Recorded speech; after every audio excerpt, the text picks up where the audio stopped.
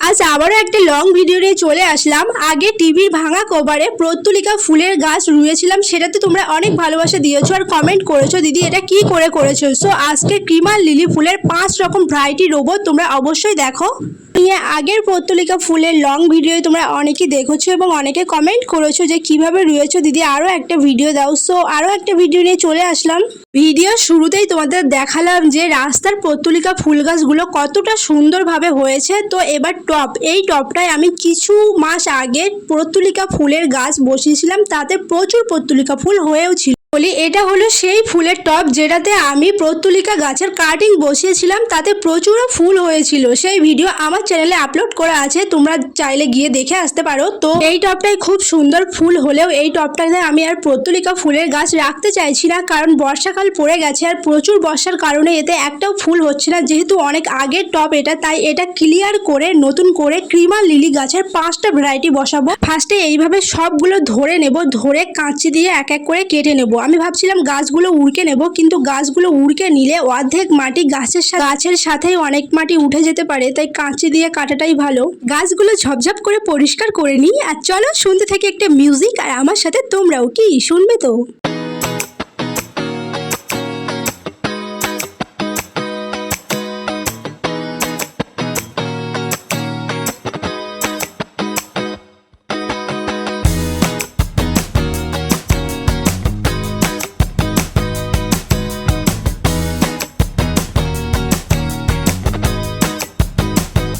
Hello, complete পরিষ্কার করা finally. তো চলো এবার ক্রিমার লিলির খোঁজে যাব। এখানে দেখো অনেকগুলো ক্রিমার লিলি পড়ে আছে, অনেকটা ফুলও শুকিয়ে গেছে। এই ফুলগুলো ফুটেছিল বাট শুকিয়ে গেছে। আর এখানে 4-5 রকমের ভ্যারাইটিস আছে। এগুলো আমি মালসাতে খুব সুন্দর করে রুয়েছিলাম, বাট হয়নি, কোনো কারণে মালসাটা ভেঙে গিয়েছিল। কিন্তু গাছগুলো দেখো বেশ তরতাজাই আছে, গাছগুলো তরতাজা আছে, কোনো কিছুই হয়নি, শুকায়নি। কারণ হলো এখন বর্ষাকাল, ওই জন্য গাছগুলো এতটা সুন্দর আছে। চলো এইগুলো পরিষ্কার করে টবে বসিয়ে দেবো খুব সুন্দরভাবে। মালসাটা ভেঙে যাওয়ার কারণে গাছগুলো ছড়িয়ে ছিটিয়ে হয়ে আছে। এখানে একটা বস্তা পড়েছিল, ওই জন্য বস্তার গায়ে সব এঁটে লেগে গেছে, শেকড়গুলো এর বড় বড় শিকড়ও বেরিয়েছে।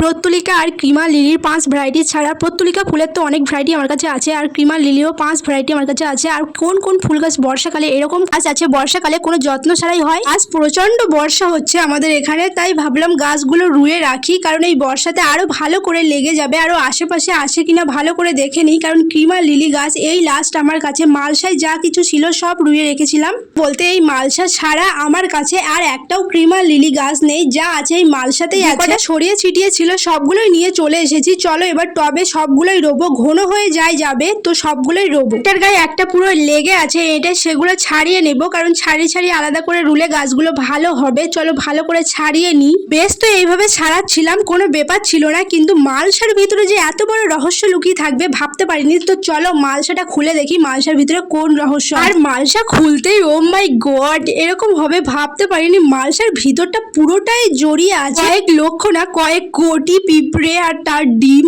ভর্তি, পুরো যেরকম টবে আছে, টব না মালসা, তো যেরকম মালসায় আছে সেরকমই পুরোটাই গাছে ভর্তি, গাছের শেকড়ে এটা আছে দেখতে পাচ্ছ, পুরোটাই ডিমে আর পুরো পিঁপড়ে ভর্তি। আর আমাদের গ্রামীণ ভাষায় আছে এরকম পিঁপড়ে আর তার ডিম দেখলে নাকি প্রচুর হারে বন্যা হয়। এটা সত্যি কি মিথ্যে জানি না, কিন্তু গ্রামের সবাই বলে থাকে। চলো এগুলো ধুয়ে আনি, কারণ এই পিঁপড়ে শুদ্ধ রুলে আমার টবটাই ভর্তি করে দেবে পিঁপড়ের ডিম। ফার্স্টে আমি জল তুলে ধুতে গেলাম, দেখলাম পিঁপড়ে একটাও যাচ্ছে না, যত ধুচ্ছি তত বেরোচ্ছে। তো তারপরে পুকুরে গেলাম, পুকুর থেকে ভালো করে পরিষ্কার করে নিয়ে চলে আসলাম। এবার দেখো কত বড় বড় শেকড় হয়েছে। আগে মাটি ছিল বলে বোঝা যাচ্ছিল না, বাট এখন ভালোভাবে বোঝা যাচ্ছে। পুরো এই শেকড়গুলো কেটে কেটে রুতে হবে, না হলে এই শেকড় শুদ্ধ রুলে ততটাও ভালো গাছ হবে না। বাছা হয়ে গেছে, এবার ভালো করে মুন্ডুগুলো সব একসাথে ধরে কাঁচি দিয়ে কেটে নেব জলদি। প্রত্যুলিকা ফুলের টব থেকে এবার চলে যাবে ক্রিমার লিলি ফুলের টব। চলো প্রত্যুলিকা ফুলের টব পরিষ্কার করা থেকে শুরু করে ক্রিমার লিলি কাটা পর্যন্ত কমপ্লিট। এবার শুধু রোয়ার পালা, রুয়ে দিলেই হয়ে যাবে গাছ।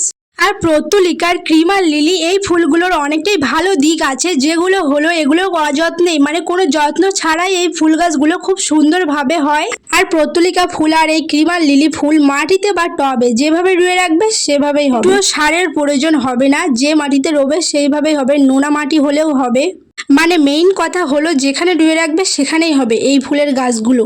টপটা সুন্দর দেখানোর জন্যই 5 রকমের গাছ আমি একসাথে রুটছি, কিন্তু একটা ব্যাপার আমি বুঝতে পারছি না যে কোনটা কোন রঙের বাল্ব, মানে সবগুলোই একসাথে মিশে আছে, বোঝা যায় না। ফুল যতক্ষণ না ফুটবে বোঝা যাবে না। আমি তো অনেক কথা বললাম, তোমাদের কাছে একটা ছোট্ট প্রশ্ন আছে। ক্রিমার লিলি ফুলের গাছ আমার কাছে আছে 5 রকমের, 5 ভ্যারাইটি। তোমাদের কাছে কটা কালার আছে প্লিজ বলে যে। ভিডিও শুরুতেই আমি বলে আসি 5 কালারের ফুল গাছ আমার কাছে আছে, কিন্তু কি কি কালার সেটা আমি বলিনি। এবার বলছি, পার্পল, হোয়াইট, ইয়েলো, পিঙ্ক এবং অরেঞ্জ, এই 5টা কালার আমার কাছে অ্যাভেলেবেল আছে। তোমাদের কাছে কয়টা কালার আছে এটাই আমার প্রশ্ন।